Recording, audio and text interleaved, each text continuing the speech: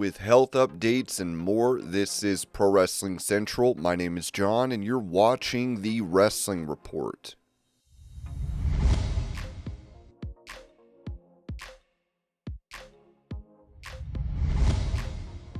Commenting on his marriage to fellow AEW star Toni Storm, Juice Robinson told Renee Paquette, "Toni's my best friend. And to see what she's doing with wrestling it pumps me up. It pumps me up because I know who she is and what she's been through to get to where she is. And it's inspiring. In fact, there was times maybe when she was down where I would be like, hey, hey, hey. And now look at her, and she's going, hey, hey, hey. And I would say I get timeless Toni Storm 24/7. The only thing that doesn't come home with her is Luther. Thank God. Thank God for that."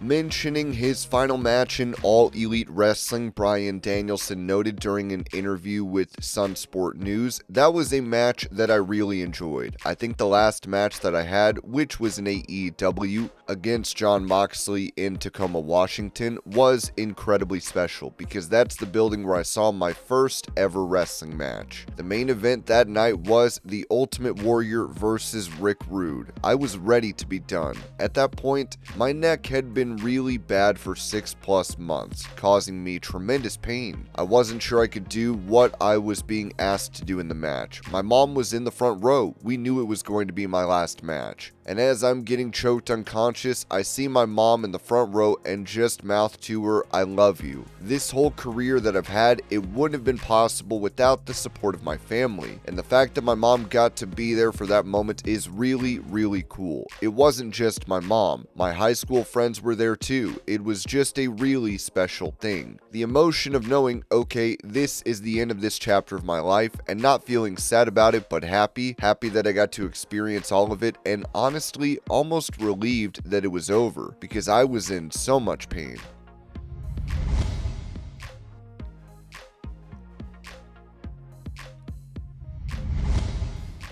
Recalling an uncomfortable encounter with a male co-worker at a gym, AEW star MARINA SHAFIR said this on SHAFIR'S podcast. "I'm not going to name his name because I'm not like that, but somebody that I used to work with hopped onto the treadmill next to me, tried to copy my workout. I'm just going to get out of there. And I went into the other room to start my mobility and stuff. I go into this other room to do my mobility, and I'm just leaning against the wall, and all of a sudden, I get shoved from behind as I'm taking a sip of my water bottle, and it wasn't like a soft shove. I felt like I just got tackled. I just paused for a second, I turn around, and he's just standing over me going like, 'Come on, come on.' I did not invite that. I had my headphones on, and I'm minding my own business. I'm like, alright, I stood up, I stood southpaw just to mess with him. I faked a left, took a big step, and just hooked him. Just like raised his chin. He tried to pop up for a double and stuffed it again. My headphones pop out, and I just remember the last thing I remember saying is, 'I will take your money. Don't ever touch me ever again.'"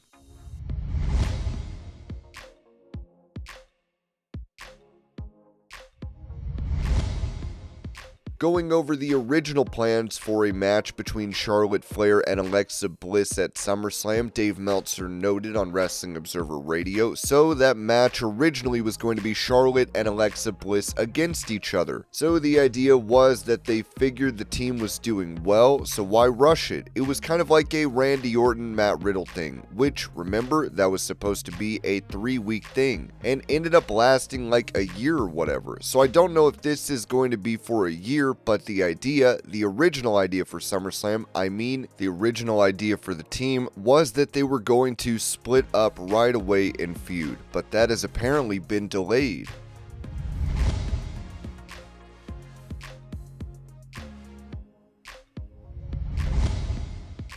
When it comes to a former AEW name that WWE is interested in, Ringside News wrote that WWE is currently interested in a former AEW star who parted ways with the company this year, but in a very unexpected role. According to Fightful Select, WWE has reached out to Layla Hirsch about possibly trying out for a referee position. This would be a new direction for the Legit Wrestler, who left AEW earlier this year and has been competing on the independent wrestling scene since then. Sources within WWE state that conversations about contacting Hirsch started around the middle of June. It's not yet known if she has agreed to the tryout or if it has already happened.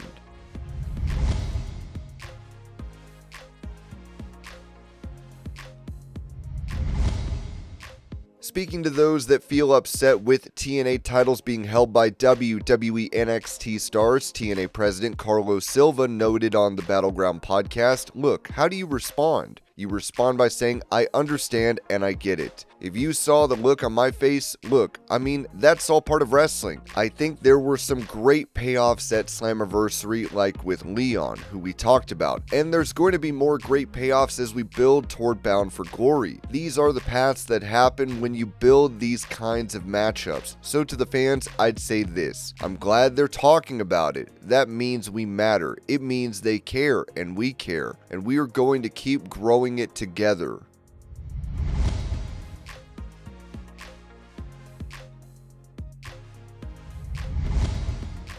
Explaining how his character in WWE changed following Vince McMahon's departure from the company, Drew McIntyre said this on Logan Paul's podcast. "For Vince, I think for me, personally, he had a certain image of me, and he was always looking to protect me as this warrior character. And just if I want to try something outside the box and stuff I'm doing now, like for me personally, it probably wouldn't happen just because he was like, no, this is my Drew, this is my warrior, this is how I see it." Hunter Triple H is very much of the modern thinking. We're going to try something different. We're going to let you be yourself and let this personality that he knew I had shine. And from the second we had our first conversation when he took over, it's been exactly that. We watched what happened with the Bloodline, just how WWE shouldn't be black and white. We can grow these deep, layered, complex storylines, these deep, layered, complex characters. I've been able to develop this McIntyre character where people know me inside and out. They know my thinking. They know exactly who I am. They come up with the plan. Here's where we're going. Drew, put your color in it. Here's the outline I see. Drew, put your lyrics in there.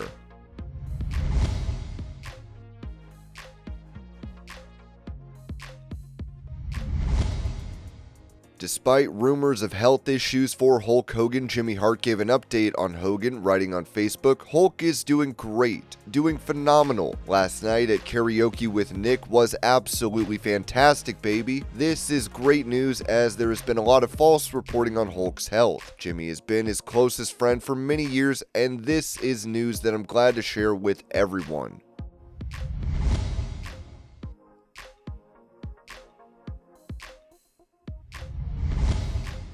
Talking about his latest run in WWE since returning to the company in 2023, CM Punk told Wide World of Sports, "A lot tougher than I thought it was, and in saying that, I thought I was really tough. To me, that's what life is. It's the corniest thing you could possibly say. It's not about how many times you get knocked down, it's about how many times you get up, and even over the past year, there's been times when I could have easily just rolled over and said, that's good. I think I've had enough career, and it's not even really about legacy. To me, legacy is making other people around you better, and that's how I want to be remembered. So everything now is just extra credit. I think I had a pretty good career so far, but that doesn't mean I need to hang it up when I'm legitimately every day having the time of my life. Looking forward to going to work and working with everybody in front of and behind the camera. So knock on wood, hopefully I'll be at WWE Crown Jewel in Australia. Everything's a do-over at this point. I came back to WWE and got hurt kind of right out the gate, and I remember being really depressed, like heading into Perth because I couldn't go. I was hurt. We had big plans, best laid plans of mice and men, you know, dashed against the rocks, and I was really disappointed because I was excited to go to Australia, and now we're looking down the barrel of it again in October. I get to do that. I missed out on Paris last time too, France. And we're doing that coming up too, so knock on wood, everything remains in the places they're supposed to remain in, and I'm looking super forward to the next couple months. You will see me in Australia, and I cannot wait.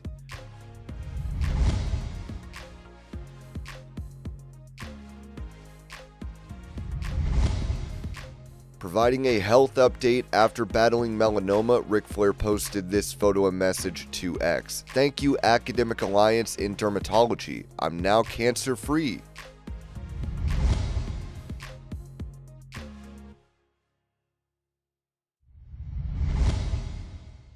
Responding to the idea of a match between himself and Goldberg, AEW star MJF told Busted Open Radio, "If Goldberg wants some, I'm right here, but I will embarrass him. I will demolish him. I will snap, crack, and pop every single tendon, ligament, and bone in his stupid, old, musty body. You know who's next? Nobody. He'd be last. Capiche? If he wants a proper send-off, he should be facing a generational talent. I'm right here if he's interested, but A, I'm going to need to be paid a lot of money if you want to see that match, and B, I would imagine he doesn't come cheap either, so a lot of stars have to align for that to happen." As far as MJF versus Goldberg specifically, I mean, that's a huge marquee match in any era. I think there are a lot of wrestling fans that feel that I would have fit in that era a great deal, especially when you think of the people and mic workers of the time. Goldberg, a bumbling idiot, not a great talker, but an incredible, intense megastar that I cannot take away from him. And yeah, I mean, I think that that's a huge box office match.